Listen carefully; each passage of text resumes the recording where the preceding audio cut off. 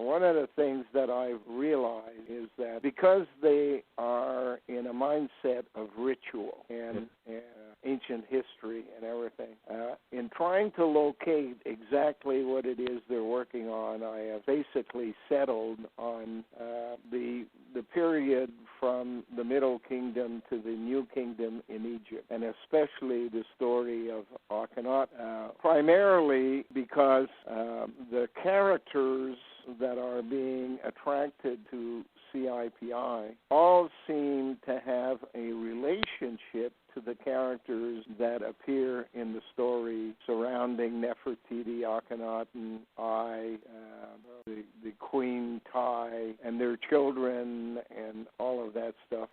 And it struck me when I was looking through the dictionary that the spelling of Akhenaten is different if you're really following the Egyptian translation.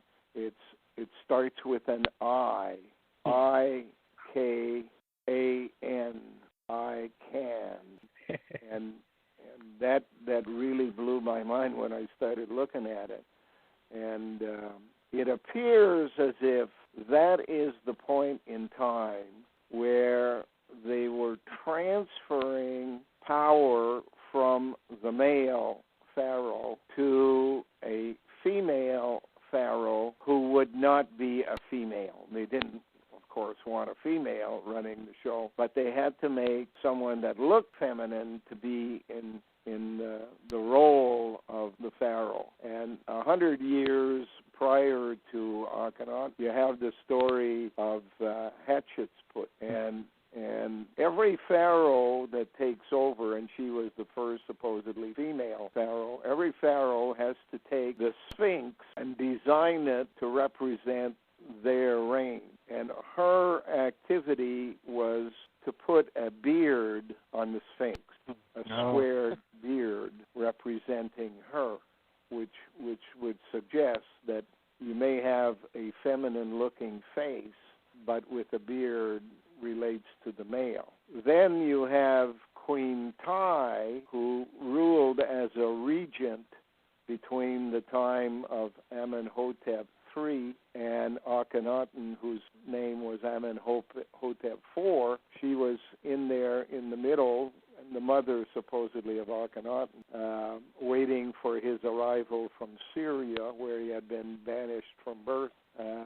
And during that time, she designed a sphinx which was breasted for the first time, and with wings. Of course, wings suggest for a later time, at a later date or something like that. So the breasts basically suggest that they've moved beyond the just looking superficially like a woman to being like a woman with the ability to breastfeed, that kind of stuff. But the whole interesting story is about the kids that she has. And the story is that she has 3 children, and maybe 4, but 3 at the beginning. Then there's a break as Akhenaten grows up, and after he's there, and he supposedly has 6 girls with Nefertiti, she begins to have children again, a girl and 2 boys, the last one being Tutenkhamen. All of that is suspicious, that none of the children were in fact born in the normal fashion. She is running call it a place for the women, a harem, supposedly for her husband, Amenhotep III. And he's gay, and he doesn't want anything to do with women, except he had to have a queen, so they were basically married. But she was already married to her brother, and it seems as if none of the women in the harem ever had anything to do with the king, and yet babies are produced. So it's a little bit like the Latter-day Saints, Yeah. or nuns in a nunnery, or Vestal virgins in the old days, where they're running a laboratory and the women there are acting as incubators. Yeah. And the conclusion that I came to is she not only took credit for giving birth to Akhenaten, but her brother, who was her first husband, takes credit for giving birth to Nefertiti. And I think both of them come directly out of the lab. And she disappears after making, Nefertiti disappears after making 6 girls.